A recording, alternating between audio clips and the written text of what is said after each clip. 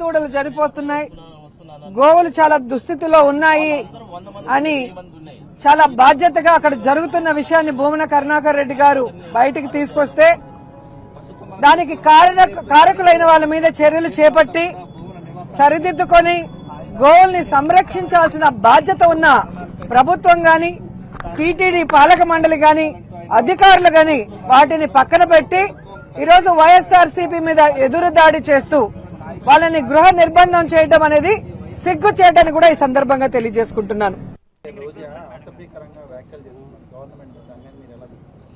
అది వాళ్ళ సంస్కారం అంతే. విషయం ఏంటంటే దాన్ని బట్టి ఇప్పటికే పరివేశాలన్నీ ఎదుర్కొన్నారు, ఇంకా ఏం పరివేశాలు ఎదుర్కొంటారు, ఇంకేముంది ఎదుర్కోవడానికి. సైబర్ పోలీస్ స్టేషన్స్ ప్రతి జిల్లాకి ఒకటి ఏర్పాటు చేస్తున్నామండి. ఇప్పుడు దాంతోపాటు ఇప్పుడు ఎక్కడైతే మా పోలీస్ డిపార్ట్మెంట్లో టెక్నికల్ టీం కొంతమంది ఉన్నారు వాళ్ళకి అప్డేట్ చేయడానికి ఇంకా ట్రైనింగ్స్ ఇవ్వటం, ప్రైవేట్ టీంని కూడా ఒక 30% ఆన్బోర్డ్ చేసుకుంటాము. ఓవరాల్గా సైబర్ క్రైమ్ విషయంలో ఎక్కడ కూడా ఎవరికి ఇబ్బంది రాకుండా కూడా చూసుకుంటాం. జిల్లాలో ఒక ఎస్సీ సామాజిక వర్గానికి చెందిన గుంటూరులో 9 పోలీస్ స్టేషన్లు ఉన్నాయి, కానీ ఒక్క సిఐ కూడా పోస్టింగ్ లేదు. అన్ని జిల్లాల్లో ఉంది, కానీ గుంటూరు జిల్లాలో మాత్రం ఎందుకు పోస్టింగ్ లేదు? అదండి నేను అదే అనుభూతున్నాను. హోం మంత్రినే దళిత మహిళలు ఉన్నాను కదా, మీరు అదెందుకు ఆలోచించట్లేదు? పోలీస్ స్టేషన్లో ఒక్క సిఐ కూడా లేకపోవడం మాత్రం బాధాకరం అని చెప్పి ప్రజా సంఘాలు కూడా వెల్లడిస్తున్న పరిస్థితి నెలకొంది. దీని మీద మీ దృష్టికి వచ్చిందా? కనీసం ఏమండి, మాకు సిఐలు అందరూ ఎంతమంది ఉన్నారు, ఏం చేస్తున్నారు, ఎలా పనిచేస్తున్నారు అన్నది మేము చూసుకుంటాం మా వరకు వచ్చినప్పుడు. ఇప్పుడు మీరు చెప్పారు కదా, దాని మీద కూడా నేను మాట్లాడతాను. కానీ ఒకటి మీరు ఆలోచించుకోవాలి, మీరు కూడా పత్రికా విలేకరులు, సామాజిక స్పృహ కలిగిన వాళ్ళు. ఒక పోలీసు పరిస్థితి 24/7 జాబ్స్ అవి.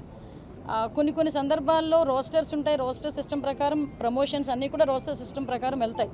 కానీ పోస్టింగ్స్ విషయంలోని కూడా మీరు రోస్టర్ సిస్టమ్ ప్రకారం అంటే కొంచెం మేము కూడా ఆలోచన చేసుకోవాలి. అది ఎంతవరకు సాధ్యం అన్నది ఒక విద్యాధికుడిగా మీరు కూడా ఆలోచించండి. గత ప్రభుత్వ హయాంలో ఒక ఎస్టీ ఉన్నారు, 2 ఎస్సీలు ఉన్నారు, కానీ ఈ ప్రభుత్వ హయాంలోకి వచ్చిన తర్వాత ఉండకపోవడానికి రోస్టర్ విధానాన్ని మీరు చెప్పింది కరెక్టే. గత కంపేర్ చేసుకున్నట్టు కూడా హోంమంత్రి కాదండి, నేనేమంటానంటే మీరు ఒకసారి ఆలోచించండి. మీరందరూ కూడా చదువుకున్న వాళ్ళే, లేని వాళ్ళు ఎవరు ఇక్కడికి రారు కదా. మీరందరూ చదువుకున్న వాళ్ళ ఆలోచన తీరు ఎలా ఉంటుందంటే అక్కడ మనకి పొజిషన్లో అంటే రూల్ ప్రకారం ఏమి జరగకపోతే అడగండి. రూల్ ప్రకారం జరగలేదు, నన్ను క్వశ్చన్ చేయండి, నన్ను నిలదీయండి, నేను మాట్లాడతా. అంతే తప్పించి అది మీరు ఇలా అడిగితే ఎలా అవుతుంది? కానిస్టేబుల్ టు ఎస్సీ, తర్వాత సిఐ టు డిఎస్పీ అన్ని కూడా దాదాపు 20 సంవత్సరాలు చాలా మంది కానిస్టేబుల్ రిటైర్ అయిపోతున్నారు, కొంతమంది సిఐ రిటైర్ అయిపోతా ఉన్నారు. ప్రమోషన్ ఏం లేదండి, ఆల్మోస్ట్ ఇప్పుడు AR to civil, APS to civil వచ్చిన తర్వాత వాళ్ళు వచ్చేదో కోర్టులో ఏముంది వీళ్ళకి ఆల్రెడీ ట్రైనింగ్ పంపించడం కూడా రిటర్న్ బ్యాక్ చేశారు 2 సార్లు. అవమానం ఫీల్ అవుతున్నారు. అవమానం కాదండి, కొంత మేరకు ఏంటంటే ఇంటర్నల్ గానే కొంతమంది వాళ్ళు పెద్ద ఇష్యూ అవుతుంది. యాక్చువల్గా ఎందుకంటే కొంతమంది కన్వర్షన్ కూడా మేము వచ్చిన తర్వాత ఒకసారి ఒక కన్వర్షన్ కూడా చేస్తున్నాము.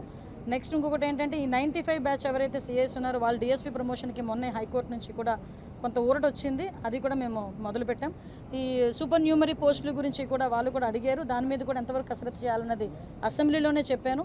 ఇంకా ఈ ప్రమోషన్స్ విషయంలోని కూడా ఆటోమేటిక్గా మేము ఇంతవరకు రిక్రూట్మెంటే జరగలేదు. లాస్ట్ 5 సంవత్సరాల్లో ఒక పోస్ట్ కూడా వేయలేదు. మళ్ళీ మేము ఈరోజు వచ్చి ఆ కానిస్టేబుల్ పోస్టులు అన్నిటికీ కూడా కోర్టుల దగ్గర నుంచి వచ్చిన హడిల్స్ అన్నీ కూడా తొలగించుకుంటూ ఒకటి తొలగించుకుంటూ ఈరోజు 6,000 మందిని ఈరోజు రిక్రూట్ చేయాలని చెప్పేసి మేము చిత్తశుద్ధితో ఉన్నాం. అదేవిధంగా మహిళా పోలీస్ అని చెప్పి ఎక్కడ కూడా ఏ వర్క్ కూడా ఎండాస్ చేయకుండా లాస్ట్ 5 సంవత్సరాలు నడిపేశారు. ఆ మహిళా పోలీసుని కూడా ఏ రకంగా పోలీస్ వ్యవస్థలో మేము ఇన్వాల్వ్ చేయాలి, లేకపోతే వాళ్ళందరి విల్లింగ్నెస్ బట్టి వాళ్ళందరినీ కూడా ఏ పోస్టులకి ఎక్కడెక్కడ వాళ్ళు అలొకేట్ చేయాలన్నది కూడా మేము చేసుకుంటాం. అందుకేనండి ప్రాక్టికల్గా వాళ్ళకి రన్నింగ్ ఈ ట్రైనింగ్స్ లేకుండా ఉన్న పోస్టులు కూడా ఉన్నాయి. ఇప్పుడు ఫర్ ఎగ్జాంపుల్ ఒక మహిళా పోలీసు ఉన్నారు, మేము పోలీస్ స్టేషన్లో ఒక రిసెప్షన్ ఉంటుంది, రిసెప్షన్లో కూర్చోబెడతాము. వచ్చిన వాళ్ళందరికీ కూడా కౌన్సిలింగ్ ఇచ్చే పొజిషన్ అయితే ఉంటుంది కదా. మీరు అనుకోవచ్చు మహిళా పోలీస్ ట్రైనింగ్ అవ్వలేదమని, కానీ వాళ్ళు వెల్ ఎడ్యుకేటెడ్, ఎంటెక్లు చేసిన వాళ్ళు, బీటెక్లు చేసిన వాళ్ళు, ఎంసీఏలు, ఎంబీఏలు చేసిన వాళ్ళు కూడా చాలామంది ఉన్నారు. వాళ్ళు ఏ రకంగా వాళ్ళ విద్యను బట్టి, వాళ్ళ అర్హతను బట్టి వాళ్ళని ఏ విధంగా మేము యూజ్ చేసుకోవాలో చేసుకుంటాం. ఫిర్యాదుల విషయంలో కొన్ని చోట్ల 112 సరిగ్గా స్పందించట్లేదు, ఇంకా కొన్ని కంప్లైంట్స్ వస్తున్నాయి. లేదు, మ్యాక్సిమం మా కొన్ని సందర్భాల్లో లాస్ట్ ఒక 3 months బ్యాక్ ఇదే కంప్లైంట్ వచ్చినప్పుడు మేము అందరూ కూడా రిజిస్టర్ చేసామండి. ఇంకా ఎక్కడైనా అలాంటి పొజిషన్ వస్తే కనుక మేము ఒకసారి క్రాస్ చెక్ చేస్తాం. రాజధాని ప్రాంతం అన్నారు, మనం సెక్రటరియట్, సీఎం, డిప్యూటీ సీఎం చేస్తున్నాం. కానీ మనకి మెయిన్ చాలా ప్రాబ్లం ఉంది, ఆఫీస్లో చాలా ప్రాబ్లం ఉంది. అది గుంటూరు హెడ్ క్వార్టర్స్ నుండి అక్కడికి వెళ్ళాల్సి వస్తుంది, ఇక్కడ ఏదైనా ఇన్సిడెంట్ జరిగితే అక్కడ నుండి ఇక్కడ రావాల్సి వస్తుంది. ఈ సమస్య కొన్ని సంవత్సరాలు అలా సమస్య ఉందండి. దాని గురించేనే ఇందాక నాకు ఎస్పీ గారు డిఐజీ గారు కూడా అప్పీల్ పెట్టారు. వీళ్ళకి ఇక్కడ కూడా అకామిడేషన్స్ క్రియేట్ చేయాలనే ఉద్దేశంతోనే దానికి తూళ్ళూరులో కూడా మన సిఆర్డీఏ వాళ్ళకి 8 acres ల్యాండ్ కూడా కావాలని డిపార్ట్మెంట్కి అప్పీల్ పెట్టడం జరిగింది. మెన్ షార్టేజ్ కూడా ఇప్పుడు ఆటోమేటిక్గా మెన్ షార్టేజ్ ఉన్నప్పుడు మేము పైనుంచి డిప్లాయ్ చేస్తాం.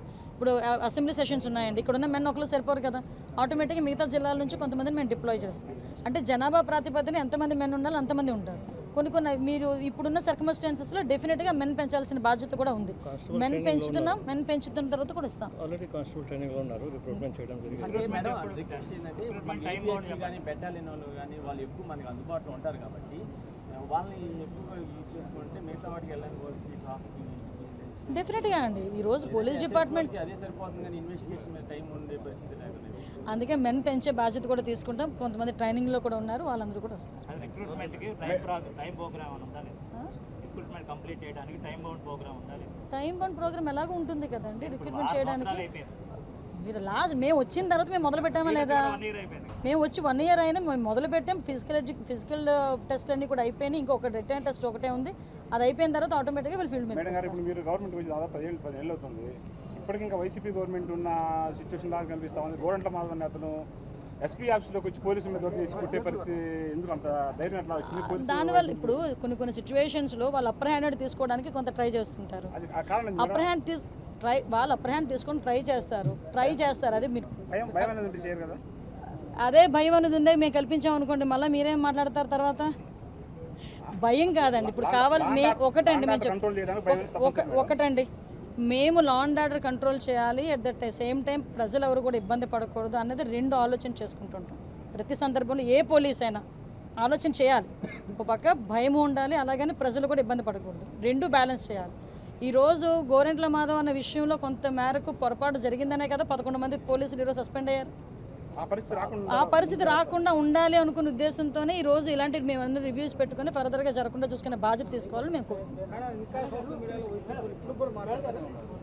పంచ ప్రభాకర్ అని ఆ ప్రదీప్ అని వాళ్ళు ఇష్టానుసారంగా అంటే ఆన్లైన్ మాటలతో మాట్లాడుతున్నారు. వాళ్ళ మీద ఇంతవరకు చర్యలు లేవు. మీ మీద చేసిన వాళ్ళ మీద కూడా ఇంతవరకు చర్యలు తీసుకోలేదు.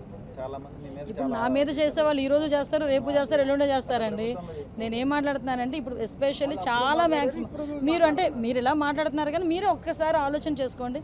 లాస్ట్ మనకి కంపేర్ విత్ లాస్ట్ 5 years మొన్న ఈ 10 monthsలోని ఉన్నారు, లేరని చెప్పట్లే, ఉన్నారు.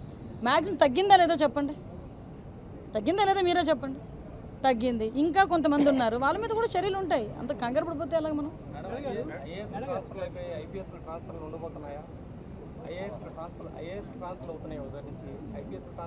అవుతున్నప్పుడు చెప్పు మాట్లాడుకుందాం, అవుతున్నప్పుడు మాట్లాడుకుందాం. మేడం కేవలం వైసీపీని టార్గెట్ చేసి పోస్టులు పెట్టే వారిపైన కంప్లైంట్ ఇచ్చినా చర్యలు తీసుకోవట్లేదు, కేసులు కట్టట్లేదు అని చెప్తా ఉన్నారు. కేసులు కట్టలేదు అన్న పరిస్థితి ఎక్కడా లేదండి. కేసులు వాళ్ళు ఫాల్స్ కేసు పెట్టినా కూడా కేసు కట్టి రిసిప్ట్ అయితే ఇస్తున్నారు మా వాళ్ళు. కేసు కట్టలేదు అన్నది అయితే ఎక్కడా లేదు. కావాలని వాళ్ళు ఏదో మీడియాలో బాగా వస్తుందని చెప్పి మాట్లాడుకుంటున్నారు తప్పించి అది మా బాధ్యత. అలా కేసు ఇచ్చిన తర్వాత రిసిప్ట్ ఇవ్వకపోతే పోలీస్ ఉద్యోగం పోతుంది, అర్థమైందా? కాబట్టి ఏ పోలీసు అంత ధైర్యం చేయరు. తర్వాత ఇన్వెస్టిగేషన్లో అది ఫాల్స్ కేసా లేకపోతే నిజంగా అందులో కంటెంట్ ఉంటుందో ఆలోచన చేసుకుని ఆ కేసుకి మేము ఏం చేయాలో మేము చేసుకుంటాం, అంతే తప్పించి కేసు ఫైల్ చేయలేదు అన్నది మాత్రం ఎక్కడ కూడా లేదు. హిట్ టీవీ యాప్, ఇందులో short news, live news, entertainment shows, movies, digital magazines తో పాటు మీ జిల్లా వార్తలను కూడా ఫ్రీగా చూడొచ్చు.